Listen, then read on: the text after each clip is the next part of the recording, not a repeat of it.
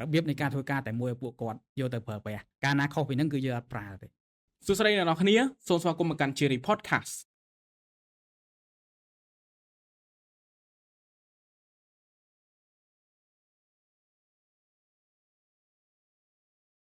ដោយក្នុងអេពីសូតនេះដែរជួបជាមួយនឹងខ្ញុំជា host ថ្មីប៉ុន្តែភ្ញៀវចាស់គឺបងធូខ្ញុំនឹងនាំបងធូមកជួបអ្នកនរគ្នាវិញក្នុងនាមជា host ថ្មីរបស់ Cherry Podcast ហើយឈ្មោះរបស់ខ្ញុំគឺឈ្មោះកក្កដាដែលរហូតដល់ខ្ញុំជាកាមេរ៉ាមែនទេប៉ុន្តែថ្ងៃនេះខ្ញុំឡើងមកធ្វើ host អញ្ចឹងសួស្តីបងធូសួស្តីអូនខ្ញុំសូមឲ្យបងធូជួយណែនាំទៅកាន់ទស្សនិកជនរបស់យើងផងខ្លាចអ្នកខ្លះគាត់ភ្លេចហើយអ្នកខ្លះគាត់ viewer ថ្មីរបស់យើងជម្រាបសួរអ្នកនរគ្នាខ្ញុំបាទធូជាប្រធានផ្នែកសាងសង់នៅក្នុងក្រុមហ៊ុន Cherry អញ្ចឹងមួយរយៈនេះបងរវល់ខ្លាំងទៅបងមិនបាច់សួរក៏ដឹងដែរបងមួយរយៈនេះយើងរវល់ខ្លាំងកក្កដាដោយសារទី1ដើមឆ្នាំផងយើងត្រូវមានបច្ចេកច្រើនដូចជាផ្ទះមួយចំនួនយើងត្រូវ hand over ក្នុងឆ្នាំ2026ចាហ្នឹងយើងរវល់មកតាំងហើយមួយទៀតយើងត្រូវមានបច្ចេកថ្មីទៀតដើម្បីត្រៀមបន្តក្រុមហ៊ុនដំណើរការជាមួយបច្ចេកថ្មីតែបច្ចេកថ្មីសូមលាក់សិនអូខេចាំ surprise អ្នកនរគ្នាចាំ surprise ទស្សនិកជនអរគ្នាអូខេបងអញ្ចឹងនៅក្នុងថ្ងៃនេះខ្ញុំមកស្រាយចម្ងល់ខ្លួនឯងផងក៏ដូចជាស្រាយចម្ងល់អ្នកដែលតាមដានក៏ដូចជាស្វែងរកឱកាសការងារចូលមកក្រុមហ៊ុនយើងផងខ្ញុំឆ្ងល់ដែរថានៅក្នុងក្រុមហ៊ុនរបស់យើងតែប៉ាតម៉ងរបស់យើងមានដល់ទៅ10តែប៉ាតម៉ងតែតាំងពីធ្វើការរយៈពេល2ឆ្នាំមកនេះហើយបងប្រហែលជា5-6ឆ្នាំដែរហើយការងាររបស់យើងគឺអត់ដែលល្អល្អទេគឺរលូនទៅមុខរហូតអញ្ចឹងខ្ញុំចង់ដឹងថាតើក្រុមហ៊ុនរបស់យើងមានគោលការណ៍ក៏ដូចជាគោលចំហដូចម៉េចបានធ្វើឲ្យយើងអាចសហការគ្នាក៏ដូចជាធ្វើការមួយគ្នាបានរលូនទៅមុខអញ្ចឹងអូសម្រាប់ line ហ្នឹងគឺដោយសារក្រុមហ៊ុនរបស់យើងរៀបចំជាឲ្យគ្នាយើងមានស្តង់ដារតែមួយមិនថា department ណាទេគ្រប់ department ទាំងអស់គ្រប់គម្រោងទាំងអស់គឺយើងប្រើស្តង់ដារតែមួយដើម្បីយើងធានាបាននូវគុណភាពសុវត្ថិភាពប្រសិទ្ធភាពកំណត់ពេលវេលាក្នុងការសាងសង់និងកំណត់នៅតម្លៃក្នុងការសាងសង់ហើយបើយើងអត់ធ្វើអញ្ចឹងទេយើងនឹងស្រាប់ហើយ team របស់យើងឬក៏គ្នារបស់យើងគឺគាត់មកពីកន្លែងផ្សេងគ្នាដែលពិបាកក្នុងការធ្វើការជុំគ្នាអញ្ចឹងយើងត្រូវតែកំណត់ស្តង់ដារតែមួយដើម្បីធ្វើឲ្យពួកគាត់ follow ហើយជឿទុកចិត្តគ្នាទៅវិញទៅមកដើម្បីកាត់បន្ថយកំហុសខុសឆ្គងឬកាត់បន្ថយពេលវេលាខ្ជះខ្ជាយអញ្ចឹងបានន័យថាដើម្បីសាងសង់ឬមួយក៏ធ្វើការងារមួយអញ្ចឹងយើងត្រូវកំណត់គោលការណ៍អីមួយដែលវាស្របជាមួយគ្នាទៅវិញទៅមកត្រូវហ្នឹងហើយបានយើងធ្វើការទៅប្រតិកលាគ្នាល្អហ្នឹងហើយអូនតែអីមួយទៀតដែលខ្ញុំស្កង់សង្កត់ធ្ងន់ហើយសំខាន់ជាងគេដោយសារតែក្រុមហ៊ុនយើងជា real estate development អញ្ចឹងសំខាន់ជាងគឺ department construction របស់បងអ្នកនៅធ្វើការខាងក្រោមបងប្រកបរបស់បងភាគច្រើនជាវិស្វករហើយនិងស្ថាបត្យករភាគច្រើនពួកគាត់ចេញពីសាលាផ្សេងគ្នាពួកគាត់មានបទពិសោធន៍នៅការងារផ្សេងគ្នាហើយអ្នកខ្លះទៀតគាត់អត់មានបទពិសោធន៍សោះហ្មងដូចជាគាត់មក intern អីចឹងអញ្ចឹងតើបងមានបាន apply one standard ហ្នឹងទៅដើម្បីឲ្យពួកគាត់ធ្វើមួយគ្នាអីបងបើនិយាយពី department របស់បងកាន់វិញដោយសារតែក្នុងយើងមាន function ច្រើនមាន design ក្នុង design ហ្នឹងយើងមាន architect structure និង MEP design បាទហើយយើងមាន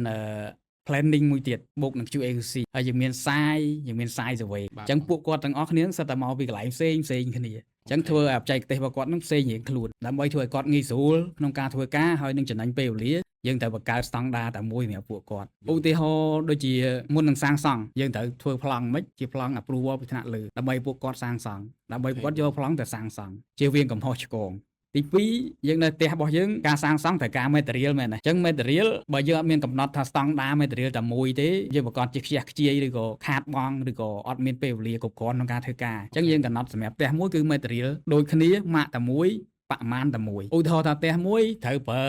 ដែក30-50 តោនចុះអញ្ចឹងផ្ទះវិឡាហ្នឹងគឺយើងត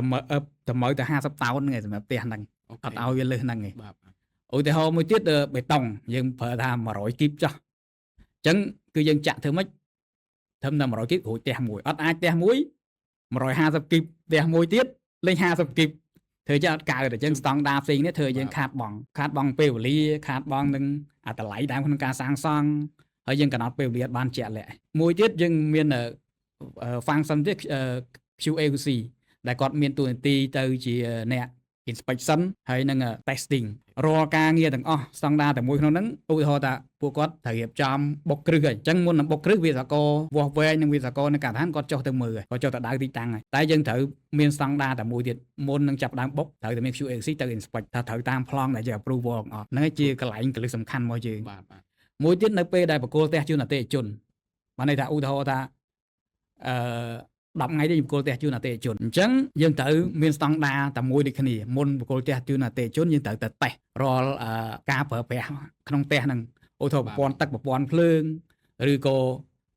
បរិខាផ្សេងៗហ្នឹងដើម្បីធានាបានថាមុនពេលប្រគល់ជូនអតិថិជនបរិខាហ្នឹងត្រូវបាន testing នឹងឲ្យវាដើរឲ្យ smooth សិនបានយើងអាចប្រគល់ជូនអតិថិជនបានអាហ្នឹងគឺជា standard របស់យើងអ្វីដែលពិសេសយើងកំណត់ standard មួយក្នុងការសាងសង់យើងមាន site របស់យើង site engineer របស់យើង survey របស់យើងហើយនឹង engineer យើងនៅខាងក្នុងតែយើងត្រូវការក្រុមហ៊ុនក៏ដូចជា subcontractor ច្រើនទៅមកធ្វើការមួយយើងដែលពួកគាត់មកពីគ្រប់ទិសទីក្នុងប្រទេសរបស់យើងអញ្ចឹងយើងដឹងតែមកពីគ្រប់ទិសទីអញ្ចឹងបច្ចេកទេសគឺផ្សេងគ្នាឯងកាលណាយើងកំណត់ standard តែមួយឬក៏បច្ចេកទេសធ្វើការរបស់ក្រុមហ៊ុនយើងតែមួយឬក៏ method តែមួយរបស់ក្រុមហ៊ុន Cherry ទេប្រកាសជាការងារធ្វើអត់ទៅមុខទេហើយខាតបង់សម្ភារៈខាតបង់ពេលវេលាអាចបកគលជូនអតិថិជនអត់ទាន់ពេលវេលាទៀតអញ្ចឹងក្រុមហ៊ុន Cherry យើងត្រូវតែកំណត់ standard តែមួយរបៀបនៃការធ្វើការតែមួយឲ្យពួកគាត់យកទៅប្រើប្រាស់កាលណាខុសពីហ្នឹងគឺយើងអត់ប្រើទេ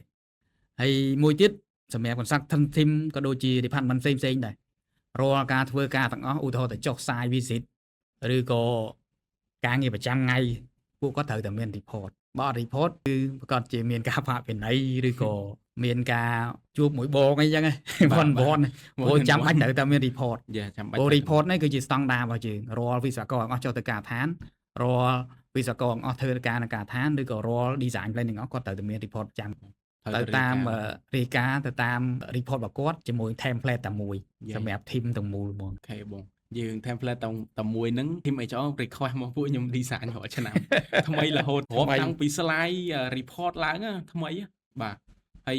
ជាពិសេស banner អីសម្រាប់ដាក់ safety first មុនចូលការដ្ឋានកាតអីផ្សេងសម្រាប់ជាងសម្រាប់បុគ្គលិកអីគឺគាត់ update ត្រូវតែមាន standard តែមួយត្រូវតែមាន standard តែមួយការចេញចូលការដ្ឋានត្រូវតែគោរព standard របស់ក្រុមហ៊ុនយើង rule របស់យើងអត់អាចចេញចូលជា contractor ឬក៏វិស្វករក្នុងចូលការដ្ឋានក៏ត្រូវមានសម្លៀកបំពាក់ដើម្បីចូលការដ្ឋានមួកបាយជើងអាវពលឺអញ្ចឹងបើសិនជាអត់មានអាហ្នឹងសន្តិសុខក៏ឲ្យចូលឬក៏ចូលផុតដែរតែនៅពេលដែលវិស្វករឬក៏ HSE គាត់ឃើញគាត់នឹងផាកវិន័យនេះថ្ងៃមុនពីខាង science engineer គាត់ផាកខ្ញុំគេស្អត់មួហ្នឹងតែបងជា director ក៏គេផាកដូចគ្នាដែរផាកអស់រៀងច្រើនដែរកាលណាអត់ពាក់បាយជើងអត់ពាក់មួកអីផាកដូចគ្នាយើងប្រើ rule តែមួយណាគេក៏កិច្ចអត់ផុតដែរហ្នឹងហើយអូខេបងអញ្ចឹងយើង